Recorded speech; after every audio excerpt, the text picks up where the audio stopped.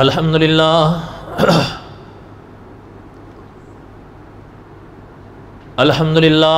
نحمده ونستعینه ونستغفره ونؤمن به ونتوکل علیہ ونعوذ باللہ من شرور انفسنا ومن سیئات اعمالنا من يهده الله فلا مضل له ومن يضلله فلا هادي له ونشهد أن لا إله إلا الله وحده لا شريك له ونشهد أن سيدنا وسندنا ومولانا محمدا عبده ورسوله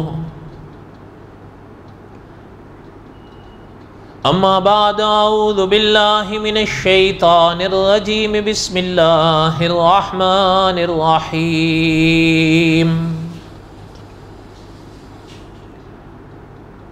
نحن نقص عليك أحسن القصص بما اوحینا الیک هذا القرآن وإن كنت من قبله لمن الغافلين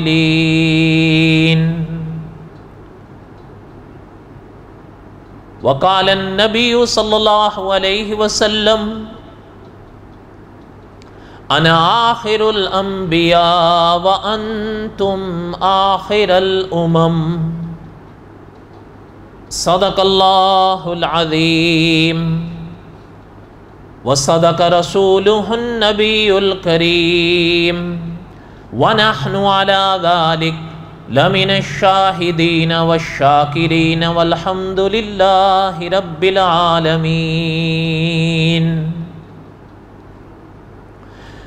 اللہم صلی علی محمد وعلی آل محمد كما صليت على إبراهيم وعلى آل إبراهيم إنك حميد مجيد اللهم بارك على محمد وعلى آل محمد كما باركت على إبراهيم وعلى آل إبراهيم إنك حميد مجيد یا ربی صلی وسلم دائما ابدا علی حبیبک خیر الخلق کلہم هو الحبیب الذی ترجا شفاعته لکل حول من الاحوال مقتحم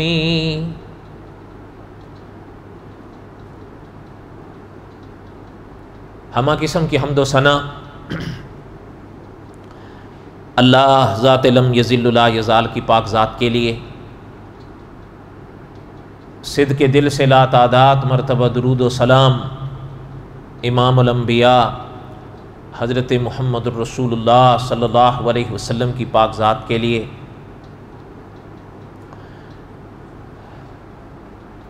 جمعے کے بیانات میں قصص الانبیاء علیہم السلام کے سبق میں دہرا رہا تھا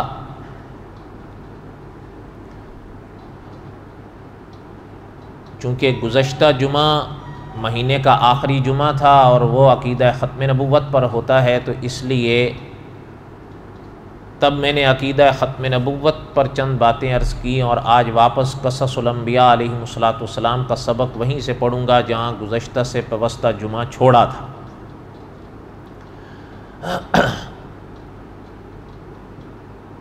بات یہ پڑھ رہا تھا تب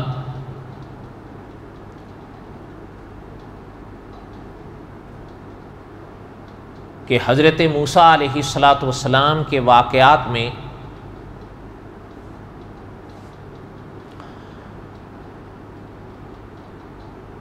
جب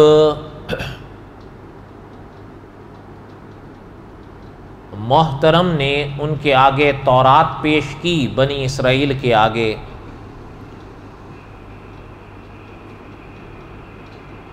تو انہوں نے جو عجیب و غریب باتیں کہنی شروع کر دیں، وہ حصہ میں نے پڑھا تھا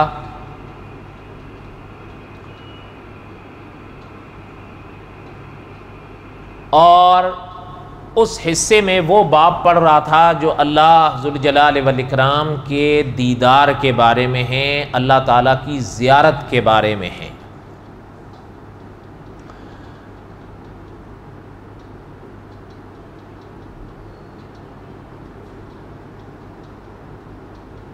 جہاں وہ سبق میں نے روکا تھا اس کو پڑھنے سے پہلے اس باب کی چند باتیں پہلے سن لیں، پھر وہ مسئلہ میں انشاءاللہ آخر میں تھوڑا سا عرض کر دوں گا، تاکہ یہ باب پورا ہو جائے۔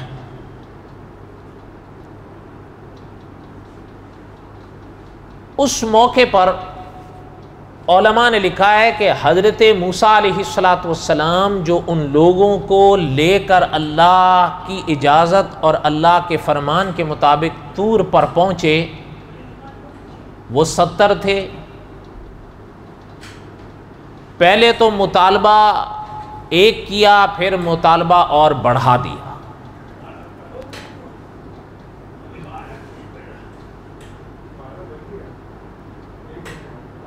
اور پھر جو بڑھایا تو پھر علماء نے لکھا ہے کہ یہ جو انہوں نے مطالبہ بڑھایا اس میں گستاخی تھی، بدتمیزی تھی،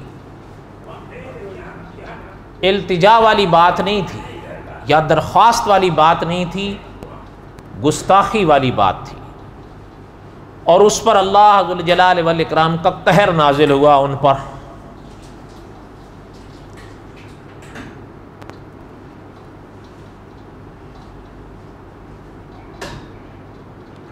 اور میں نے عرض کیا تھا مولانا حفظ الرحمان سیوہاروی رحمۃ اللہ علیہ کا یہ جملہ کہ حضرت نے لکھا ہے اس باب میں کہ تھے وہ بنی اسرائیل،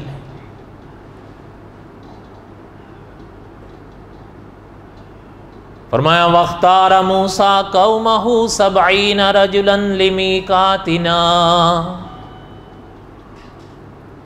اللہ کے حکم سے حضرت موسیٰ علیہ السلام اللہ کی اجازت سے 70 لوگوں کو لے کر طور پر پہنچے وقت مقررہ پر۔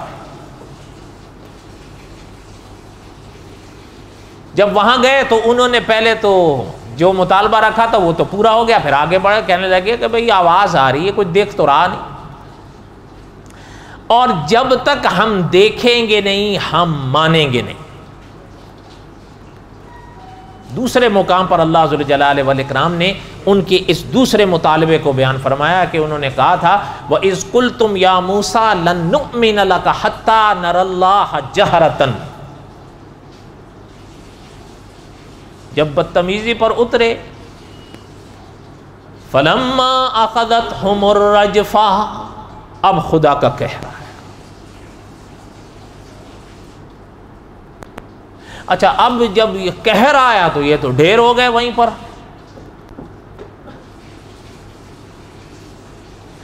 جب ڈھیر ہو گئے، اس پر میں تھوڑی سی بات آگے کرتا ہوں، تو حضرت موسیٰ علیہ السلام نے جو ان کو دیکھا تو یہ تو گئے،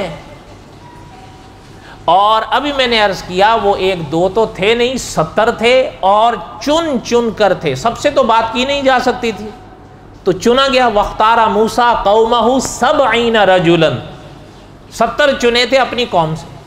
اب وہ جب 70 کے 70 آئے اور یہ بدتمیزی پر اترے تو ان پر کہر آیا فَلَمَّا أَخَذَتْهُمُ الرَّجْفَةُ، رجفہ نے ان کو اڑا دیا۔ اچھا جب وہ اڑا حضرت موسیٰ نے دیکھا تو حضرت نے فرمایا بھئی یہ میں اب اکیلا واپس جاؤں، وہ تو گلے پڑ جائیں گے، وہ کہیں گے آپ ہمارے لوگوں کو لے گئے اور آپ نے مار دیے، اور کہہ رہے ہیں خدا نے مار دیا، ان کو کون سمجھائے گا؟ اس لیے کہ حضرت موسیٰ علیہ السلام کو بنی اسرائیل سے واسطہ پڑا ایک مدت ہو گئی تھی، اور میں نے ابھی عرض کیا کہ مولانا حفظ الرحمان سیوہاروی رحمۃ اللہ علیہ نے اسی باب میں لکھا ہے کہ تھے وہ بنی اسرائیل۔ قال رب لو شئت اہلکتہم من قبل وإیایا،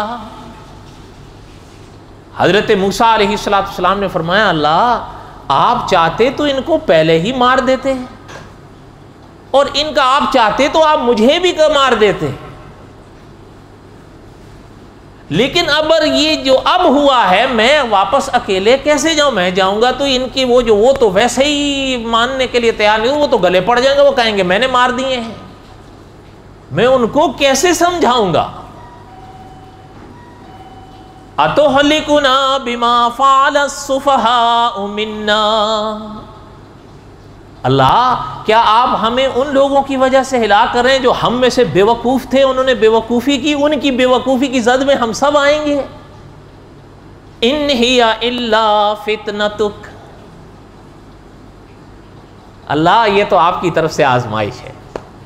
حضرت موسیٰ سمجھ گیا اللہ چاہتے تو پہلے ہی ان کو مٹا دیتے، لیکن یہ ایک آزمائش ہے جو ظاہر ہو کر آئی ہے۔ تُضِلُّ بِهَا مَن تَشَاءُ وَتَهْدِي مَن تَشَاءُ، حضرت موسیٰ نے فرمایا اللہ آپ جسے چاہیں گمراہ کر دیں، جسے چاہیں ہدایت دیں۔ أَنْتَ وَلِيُّنَا فَاغْفِرْ لَنَا وَارْحَمْنَا وَأَنْتَ خَيْرُ الْغَافِرِينَ، فرمایا اللہ ہمارا رکھوالا تو ہی ہے، بخشنے والا تو ہی ہے، ہم پر بخشش فرما، ہم پر رحمت فرما، وَأَنْتَ خَيْرُ الْغَافِرِينَ، اور تو ہر بخشنے والے سے بڑھ کر بخشش کرنے والا۔ وَاكْتُبْ لَنَا فِي هَذِهِ الدُّنْيَا حَسَنَةً وَفِي الْآخِرَةِ، حضرت موسیٰ علیہ السلام نے دنیا آخرت کی بھلائی مانگی۔ اِنَّا هُدْنَا إِلَيْكَ، اچھا اب یہاں سے آگے بڑھنے سے پہلے اب ذرا تفصیلات سن لیں، یہ تو خلاصہ میں نے پڑھا، یہاں تک بات سمجھ آئی ہے؟ یہ تو لفظی ترجمہ تھا تقریباً، اب آگے اس کا خلاصہ سنیں۔ وَاكْتُبْ لَنَا فِي، یہ والا جملہ، اس جملے کے بارے میں علماء نے لکھا ہے کہ پیچھے سے جو دعا حضرت موسیٰ علیہ السلام کی چلتے ہوئے آئی ہے، قال رب لو شئت اہلکتہم من قبل، وہاں سے لے کر وانت خیر الغافرین، یہاں تک علماء نے لکھا ہے یہ دعا حضرت موسیٰ کے قبول ہوئی، اس دعا کو اللہ تعالیٰ نے قبول فرمایا۔ لیکن آگے علماء نے لکھا ہے اس کے بعد جو دعائیہ جملہ ہے نا، وَاكْتُبْ لَنَا فِي هَذِهِ الدُّنْيَا حَسَنَةً وَفِي الْآخِرَةِ، علماء نے لکھا ہے یہ قبول نہیں ہوا۔ پیچھے سے جو دعا چلی آئی ہے قال رب لو شئت اہلکتہم، یہ جو دعا ہے وانت خیر الغافرین تک علماء نے لکھا ہے یہ قبول ہوئی حضرت موسیٰ کی، اور اس شان سے قبول ہوئی کہ آپ قرآن پاک کے دوسرے مقام پر دیکھیں، اللہ تعالیٰ نے یہاں تو نہیں دوسرے مقام پر وضاحت فرمائی کہ فلما اخذتہم الرجفہ، یہاں تو فرمایا نا رجفہ نے ان کو اڑا دیا، لیکن جب حضرت موسیٰ علیہ السلام نے یہ دعا فرمائی ہے تو علماء نے لکھا ہے حضرت موسیٰ کی دعا کو اللہ نے اس شان سے قبول فرمایا کہ اللہ نے دوسرے مقام پر فرمایا کہ ثم بعثناکم من بعد موتکم، اللہ نے ان کو دوبارہ زندہ کر دیا۔ حضرت موسیٰ کی دعا اللہ نے اس شان سے قبول فرمائی۔ یہ وہ مراحل ہیں کہ ہمارے اکابر فرمایا کرتے ہیں کہ اللہ کی مرضیاں ہیں، اللہ جس کی جو دعا جب قبول فرما لے، اللہ سے تو کوئی پوچھنے والا نہیں ہے، اور اللہ کی حکمتیں ہیں۔ اس شان سے اللہ نے قبول فرمایا کہ وہ ان کو پھر سے زندہ کر دیا، کیونکہ دیکھیں قرآن پاک کے دوسرے مقام پر اللہ نے صاف واضح فرمایا ثم بعثناکم من بعد موتکم، موت کے بعد تمہیں دوبارہ زندہ کر دیا۔ اچھا یہ جو جملہ ہے اور اس کو ذرا سمجھنا یا پھر اس کو قبول کرنا بھی بعض طبیعتوں کے لیے بھاری ہوتا ہے۔ اس کی وجہ یہ ہے کہ وہ یہ جو لفظ ہے نا یہ تو بالکل واضح ہے، ثم بعثناکم من بعد موتکم، انہیں زندہ کر دیا مرنے کے بعد۔ اچھا تو مرنے کے بعد کیسے زندہ ہو گئے؟ اس لیے مولانا حفظ الرحمان سیوہاروی رحمۃ اللہ علیہ نے اشارتاً لکھا ہے کہ کچھ بعد کے دور کے لوگ آئے، انہوں نے ان جملوں پر تعویلیں کی، کیونکہ یہ لفظ ہضم نہیں ہو پا رہا، تو انہوں نے کہا بھائی مر گئے تو پھر زندہ کیسے ہو گئے؟ اچھا مولانا محمد امین اکاڑوی رحمۃ اللہ علیہ اس موقع پر ایک سوال کیا کرتے تھے، کچھ جواب سوالوں میں پنہا ہوتے ہیں، ظاہر بات ہے آپ نے اور ہم نے تو یہ پڑھ رکھا ہے، یہ سن رکھا ہے کہ جو مر گیا وہ کب اٹھے گا؟ قیامت میں، ایسا ہی ہے یا نہیں؟ قیامت میں اٹھے گا نا۔ لیکن یہاں تو قرآن کہہ رہا ہے ثم بعثناکم من بعد موتکم، کہ اللہ نے ان کو مرنے کے بعد پھر زندہ کر دیا۔ اب یہ کیسے برداشت ہوا؟ تو بھئی یہ کیسے زندہ ہو گئے؟ انہوں نے کہا نہیں، یہ اصل میں جو ہے نا بے ہوش ہوئے تھے۔ کیا ہوئے تھے؟ بے ہوش ہوئے تھے۔ تو بے ہوشی سے ہوش میں آنا تو کوئی تعجب کی بات نہیں ہے۔ اللہ نہ کرے اگر ہم میں سے کوئی بے ہوش ہو جائے اور بعد میں ہوش میں آ جائے تو کوئی بھی تعجب نہیں کرے گا، کرے گا؟ بولو، ظاہر ہے وہ کہیں گے جی بے ہوش ہے، ہوش میں آ گئے، کوئی مرا تو نہیں تھا۔ لیکن اگر میں آپ سے یہ کہوں کہ فلاں صاحب مر گئے اور پھر زندہ ہو گئے، تو ہر آدمی کہے گا امام صاحب ہوش میں ہو، کیا کہہ رہے ہو؟ مرنے کے بعد کہاں سے زندہ ہو گیا؟ وہ تو قیامت میں ہوگا لیکن یہاں تو نہیں ہوگا۔ اس لیے انہوں نے کہا یہ بے ہوش ہو گئے تھے، یا کوئی اور تعویل کی۔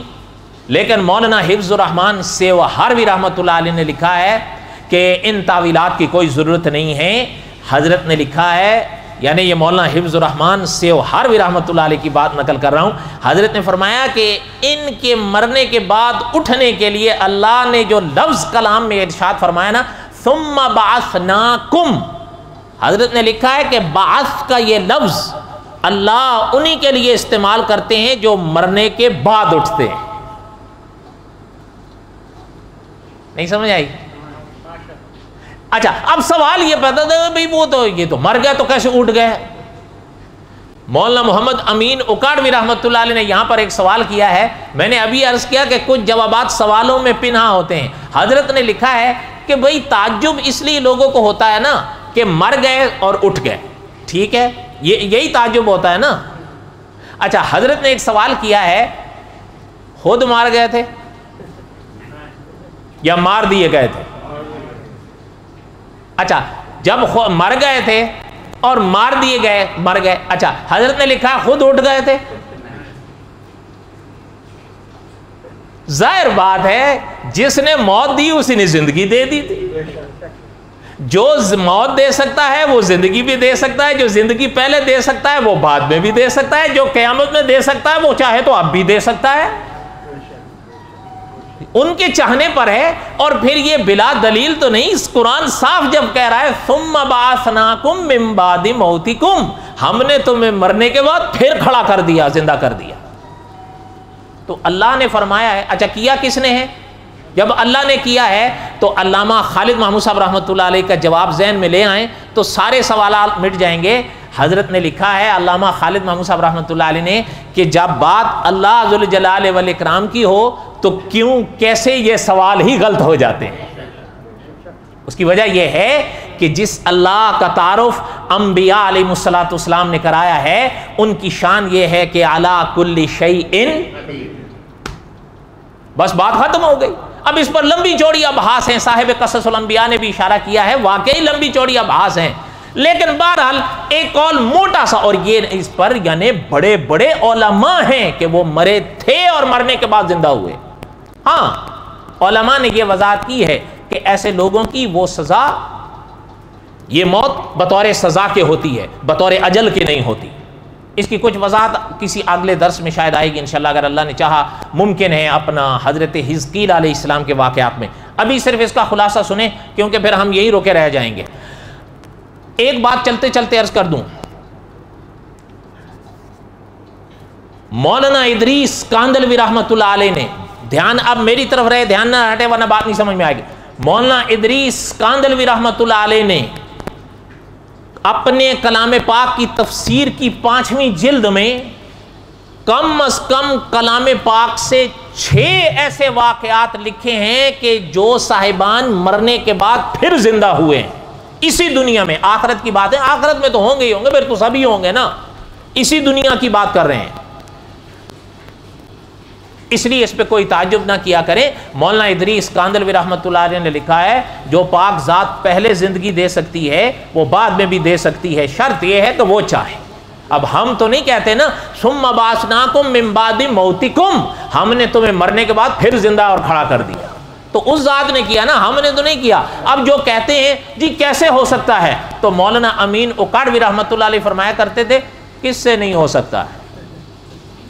ہم سے اور آپ سے نہیں ہو سکتا ہے، یا اس ذات سے بھی نہیں ہو سکتا ہے؟ ہم سے نہیں ہو سکتا ہے۔ اس ذات کی تو شان یہ ہے کہ علی کل شیء، بس ساری بات ختم ہو گئی۔ اور پھر دوسری بات یہ ہے، میں نے پھر عرض کیا ثم بعثناکم من بعد موتکم، اللہ فرما رہے ہیں ان کو مرنے کے بعد اٹھانا زندہ اللہ نے کیا ہے۔ جب اللہ نے کیا تو بات ختم ہو۔ ہاں دوسری بات میں نے ابھی عرض کی بطور سزا، بطور اجل کے نہیں، اس کی وضاحت انشاءاللہ اپنے مقام پر آئے گی۔ کہنے کا مقصد یہ ہے کہ علماء نے لکھا ہے جو دعا حضرت موسیٰ علیہ السلام نے مانگی نا، قال ربی، اس لفظ سے لے کر وَأَنْتَ خَيْرُ الْغَافِرِينَ تک علماء نے لکھا ہے یہ دعا حضرت موسیٰ علیہ السلام کی قبول ہوئی، اور اس شان سے ہوئی کہ ان مردوں کو اللہ نے دوبارہ زندہ کر دیا۔ ہاں لیکن اگلا جو لفظ ہے نا وَاكْتُبْ لَنَا فِي هَذِهِ الدُّنْيَا حَسَنَةً وَفِي الْآخِرَةِ، علماء نے لکھا ہے یہ قبول نہیں ہوا۔ اِنَّا هُدْنَا إِلَيْكَ، اللہ کی مرضی ہے، اللہ جس کی جتنی دعا جب قبول کرے۔ کیوں قبول نہیں کیا؟ اس کی وضاحت خود اللہ ذوالجلال والاکرام کے پاک کلام میں موجود ہے، لیکن وہ میں ابھی بیان نہیں کروں گا، وہ آئے گا باب قصص الانبیاء کے آخر میں جب ہم حضرت محمد رسول اللہ کے حالات کو پڑھیں گے صلی اللہ علیہ وسلم۔ اب کروں گا تو تب پھر کرنا پڑے گا، اس لیے تبھی کریں گے۔ ہاں یہ الگ بات ہے، پتہ نہیں تب میں ہوں گا یا آپ ہوں گے، جو ہوں گے سن لیں گے، میں نہ ہوا تو کوئی اور آ کے کر دے گا، کسی ایک کے جانے سے سلسلے تو نہیں رکتے نا، اس لیے انشاءاللہ کوئی اور کر دے گا۔ کہنے کا مقصد یہ ہے کہ علماء نے یہ لکھا ہے، اور یہ چیز ذہن میں رکھا کریں، اللہ وہ پاک ذات ہیں، وہ بے نیاز ذات ہیں، وہ جس کی مرضی دعا قبول فرمائیں، اس پاک ذات کو کوئی پوچھنے والا نہیں ہے۔ اب دیکھیں یہ دعا حضرت موسیٰ کی ایک ہی صفحے پہ چلتی ہوئی آتی ہے، علماء نے لکھا ہے ایک قبول فرمائی دوسری نہیں فرمائی، اللہ کی مرضی ہے نا۔ اور اللہ نے کیوں نہیں قبول فرمائی، اس کا راز اپنے مقام پر آئے گا انشاءاللہ۔ اچھا اب چلیں اس بات پر کہ اللہ نے ثم بعثناکم من بعد موتکم، اللہ نے ان کو پھر واپس اٹھا دیا، اٹھ گئے۔ اور علماء نے لکھا ہے ایسے اٹھتے جا رہے تھے، جب روح جڑتی جا رہی تھی نا تو دیکھ رہے تھے ایک دوسرے کو۔ ثم بعثناکم من بعد موتکم لعلکم تشکرون، اللہ نے فرمایا اس لیے ہم نے تمہیں واپس زندہ اور اٹھایا تاکہ تم ہمارے شکر گزار ہو۔ یہاں تک بات سمجھ آئی ہے؟ اب یہ حصہ تو ہوا پورا، اب آئیے وہ حصہ پڑھتے ہوئے جائیں جہاں گزشتہ سے پوستہ جمعہ چھوڑا تھا یہ درس۔ وَإِذْ قُلْتُمْ يَا مُوسَىٰ لَن نُؤْمِنَ لَكَ حَتَّىٰ نَرَى اللَّهَ جَهْرَةً، انہوں نے یہ مطالبہ بڑھایا تھا نا، جس پر ان پر یہ قہر خداوندی نازل ہوا تھا، انہوں نے کہا تھا نا کہ صرف سنا ہے، ہم تو دیکھیں گے تب مانیں گے، اسی پر ان پر یہ قہر نازل ہوا تھا۔ اس موقع پر میں نے یہ عرض کیا تھا کہ یاد رہے کہ اللہ ذوالجلال والاکرام کا دیدار ممتنع ہے، ناممکن نہیں ہے۔ ممتنع کا معنی میں نے اس وقت عرض کر دیا تھا، ایک شے ممکن ہوتی ہے منع کر دی جاتی ہے، اس کو کہتے ہیں ممتنع۔ پتہ چلتا ہے وہ ممکن تو ہوتی ہے، ممتنع کی وجہ سے منع ہو جاتی ہے، لیکن ایک ناممکن ہوتی ہے تو ناممکن میں پھر سوال نہیں پیدا ہوتا۔ علماء نے لکھا یہ ہو نہیں سکتا کہ اللہ ذوالجلال والاکرام کا دیدار اگر ناممکن ہو تو پھر آپ صلی اللہ علیہ وسلم کو معراج میں کیسے ہوا؟ علماء نے لکھا ہے، صاحب قصص الانبیاء نے لکھا ہے۔ اچھا پھر دوسرے حضرات نے لکھا کہ اگر خدا کے پاک دیدار کا امکان نہ ہوتا تو حضرت موسیٰ علیہ السلام کیسے دعا اور التجا کر سکتے تھے کہ اللہ ہم آپ کو دیکھنا چاہتے ہیں؟ اس لیے پتہ چلا صاحب قصص الانبیاء نے لکھا ہے کہ اللہ ذوالجلال والاکرام کا پاک دیدار ممکن تو ہے البتہ ممتنع ہے، منع کر دیا گیا، اس لیے کہ وہ ذات اتنی نورانیت، اتنی چمک، اتنی وراء الورا ہے کہ ہماری آنکھیں اس پاک ذات کو نہیں دیکھ سکتی۔ اس پر میں نے عرض کیا تھا شیخ شبلی رحمۃ اللہ علیہ کا واقعہ، یاد ہے؟ اب سنیں، بات یہ تھی میں نے عرض کیا تھا کہ ایک دور میں جیسے اس زمانے میں فرقے چلتے ہیں نا، تو ایک پرانے دور میں فرقہ چلا معتزلہ، یہ اس نام سے اس زمانے میں مشہور تھا۔ اب ان کی بعض باتیں نئے موجودہ نے لی ہیں، لیکن اب ان کے اپنے نام ہیں، اس نام سے تو یہ نہیں جانے پہچانے جاتے، البتہ جب پڑھتے ہیں تو پتہ چلتا ہے کہ بھائی یار یہ تو پرانا ہی جال لائے ہیں نئے شکاری۔ تب ان کا نام معتزلہ تھا، اب ان کے نام چل رہے تو اب نام لوں گا پھر آپ ناراض ہو جائیں گے، لٹھ لے لیں گے، پھر مشکل ہو جاتی ہے۔ معتزلہ تو اب ہے کوئی نہیں نا۔ انہوں نے اپنے غلط نظریات میں ایک نظریہ اپنایا تھا کہ اللہ تعالیٰ کا دیدار ممکن نہیں ہے۔ وہ کہتے تھے کہ دلائل بھی اس کے خلاف ہیں اور یہ عقلاً ناممکن ہے، یعنی اس کو عقل کے خلاف مانتے تھے کہ اللہ نظر آئیں، اس کے وہ اپنے دلائل دیتے تھے۔ اچھا، وہ یہ بات آپ ذہن میں رہے کہ علماء نے لکھا ہے کہ اہل سنت و جماعت اور انبیاء علیہ السلام کا مسلک یہ ہے کہ جنت میں اللہ کا دیدار ہوگا۔ یہاں آپ اور ہم اللہ کو دیکھتے ہیں عقیدے کی نگاہ سے، وہاں دیکھیں گے اللہ کو ان نگاہوں سے۔ اچھا، یہ تو مانی ہوئی بات ہے۔ جب آپ اور ہم نماز میں کھڑے ہوتے ہیں، دھیان میری طرف دے، آپ اور ہم جب نماز میں کھڑے ہوتے ہیں، حکم کیا ہے کہ یہ نظریہ اور یہ ذہن رکھو کہ ہم اللہ کو دیکھ رہے ہیں۔ اگرچہ آپ اور ہم وہاں تک پہنچ نہیں پاتے تو فرمایا گیا پھر اتنا ہی رکھ لو کہ وہ ہمیں دیکھ رہے ہیں، ایسا ہی ہے نا۔ تو علماء نے لکھا ہے یہاں ہم دیکھتے ہیں عقیدے کی نگاہ سے، اور اگر کوئی شخص ترقی کر لے تو دیکھ لیتا ہے خواب کی نگاہ سے، اور اگر کوئی انسان ترقی کر لے تو وہ دیکھ لیتا ہے کشف کی نگاہ سے۔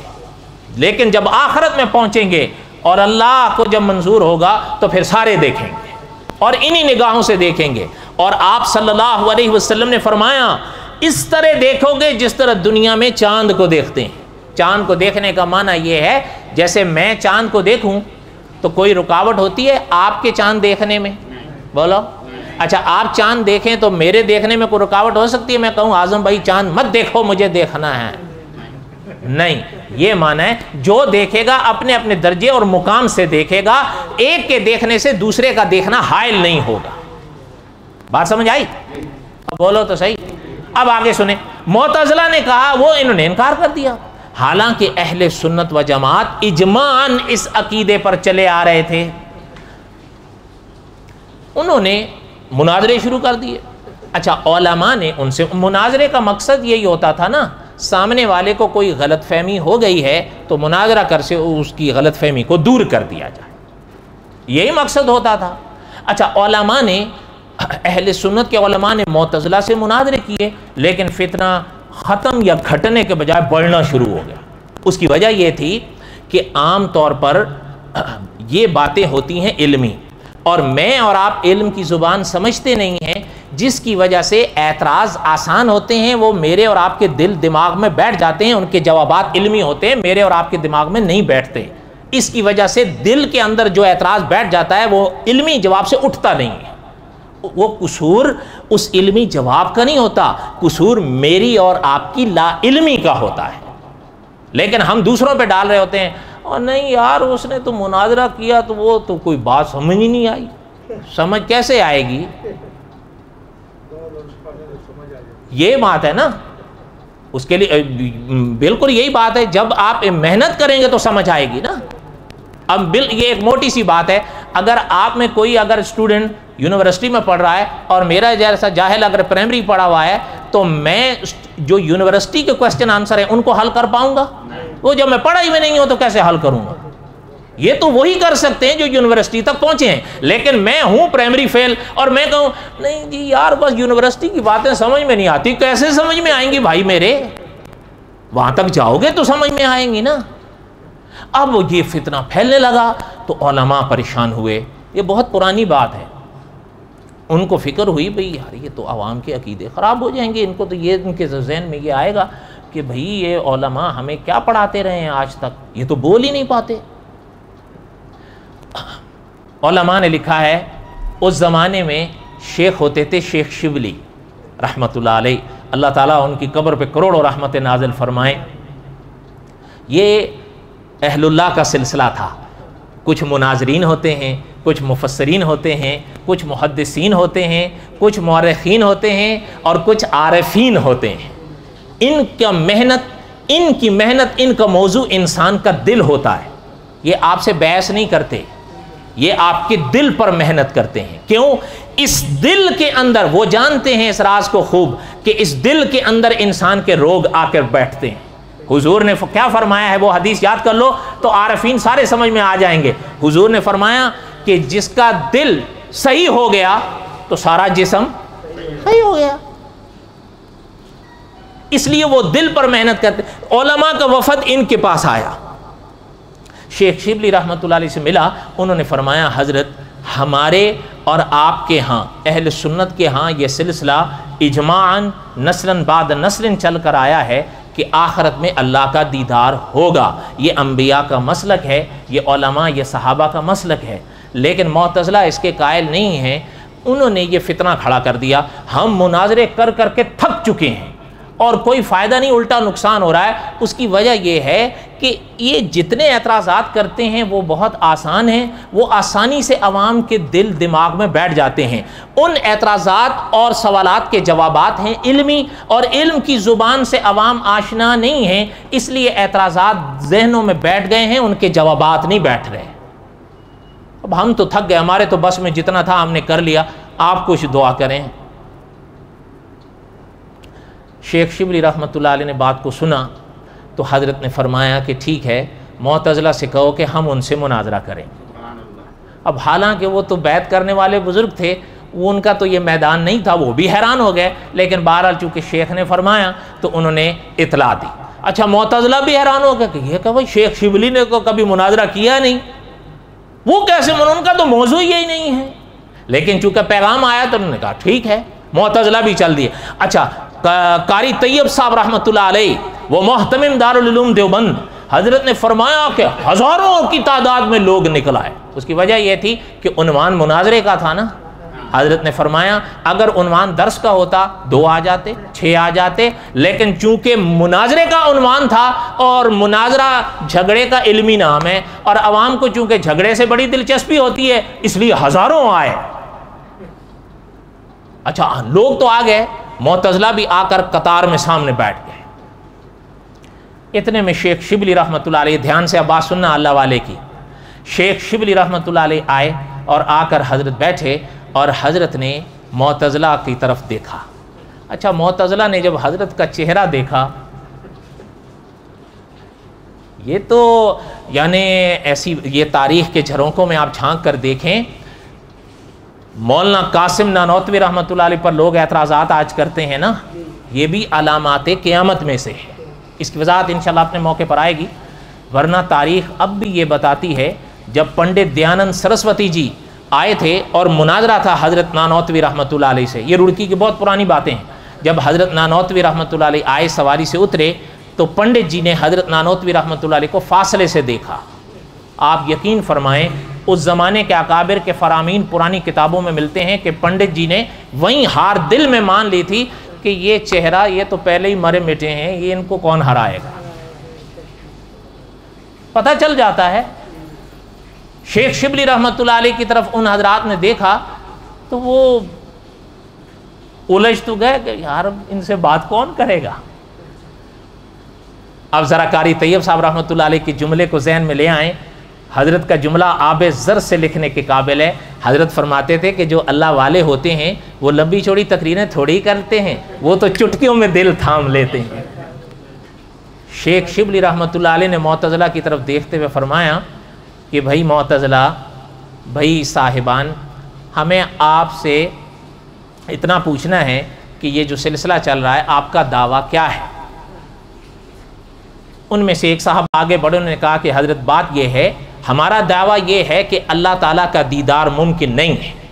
उन्होंने कहा कि दलाइल भी इसके हमारे पास हैं, हमारे इस दावे के, और ये अक्लन भी मुहाल है कि अल्लाह को कोई देख सके। मुअतज़िला की बात समझ आई। शेख शिबली रहमतुल्लाह अलैह ने उनकी पूरी बात सुनी। اب حضرت رحمۃ اللہ علیہ نے ان سے فرمایا کہ بھئی دیکھو صاحبان، ہمیں آپ کے دعویٰ ہم نے سن لیا، ہمیں آپ کے دعوے کے دلائل سے کوئی بحث نہیں ہے، نہ ہم وہ سننا چاہتے ہیں، نہ ہم وہ جاننا چاہتے ہیں، نہ ہم اس پر کوئی بحث کرنا چاہتے ہیں، وہ آپ کے اپنے ہیں، البتہ ہم آپ سے ایک صرف سوال کرنا چاہتے ہیں، اس کا جواب دیں۔ اب وہ ایک دوسرے کو دیکھنے لگے، نے کہا جی کہیں۔ حضرت نے فرمایا کہ ہمارا سوال آپ سے یہ ہے، کیا آپ اللہ تعالیٰ کو دیکھنا بھی چاہتے ہیں؟ نہیں سمجھ آئی؟ فرمایا صرف ہمارا سوال آپ سے ہے کہ اللہ تعالیٰ کو دیکھنا بھی چاہتے ہو یا نہیں چاہتے؟ اب وہ چپ ہو گئے۔ حضرت نے فرمایا میرے اس سوال کا جواب دیں۔ ان میں سے ایک نے ہمت کی، اس نے کہا حضرت ہم واقعہ مانتے تو نہیں ہیں لیکن ہم بھی دیکھنا ضرور چاہتے ہیں۔ حضرت نے فرمایا جب آپ دیکھنا چاہتے ہیں تو یہی ثبوت ہے کہ اللہ کا دیدار ممکن ہے۔ اس کی وجہ یہ ہے محال کی تمنا دل کبھی نہیں کرتا، دل کبھی نہیں کرتا کہ میں کان سے کھا لوں کہ یہ محال ہے، عقلاً محال ہے۔ دل کبھی نہیں کرتا کہ میں ناک سے کھا لوں کہ یہ عقلاً محال ہے۔ فرمایا دل اسی بات کی تمنا کرتا ہے جو عین ممکن ہوتی ہے۔ اب کلام پاک اور احادیث طیبہ کے دلائل اپنی جگہ موجود ہیں، اور آپ کو بحث امکان سے تھی تو امکان ثابت ہو گیا ہے آپ کے دل سے، تو اب بتائیں کیا اشکال ہے؟ سارا فتنہ ختم، معتزلہ بھی ختم، یہ دعوے بھی ختم، وہ دلیلیں بھی ختم، وہ فتنہ ہی ختم۔ کوئی بات سمجھ آئی ہے آپ؟ تو اس لیے یہ بات یاد رکھیں، صاحب قصص الانبیاء نے لکھا ہے اللہ تعالیٰ کا دیدار ممتنع ہے، ناممکن نہیں ہے۔ یہاں آپ اور ہم اللہ کو دیکھتے ہیں عقیدے کی نگاہ سے، کوئی خوش نصیب اور زیادہ ترقی کرے دیکھ لے گا خواب کی نگاہ سے، اور زیادہ ترقی کرے دیکھ لے گا کشف کی نگاہ سے، اور زیادہ جب آپ اور ہم ترقی کریں گے تو دیکھ لیں گے ان آنکھوں کی نگاہ سے۔ یہ اہل سنت و جماعت کا متفق علیہ عقیدہ ہے۔ بات سمجھ آ گئی آپ کو؟ ہانگ کانگ والو اور بولو تو صحیح۔ زمانہ بڑے شوق سے سن رہا تھا، ہم ہی تھک گئے داستاں کہتے کہتے، وما علینا الا البلاغ المبین، سنتیں پڑھ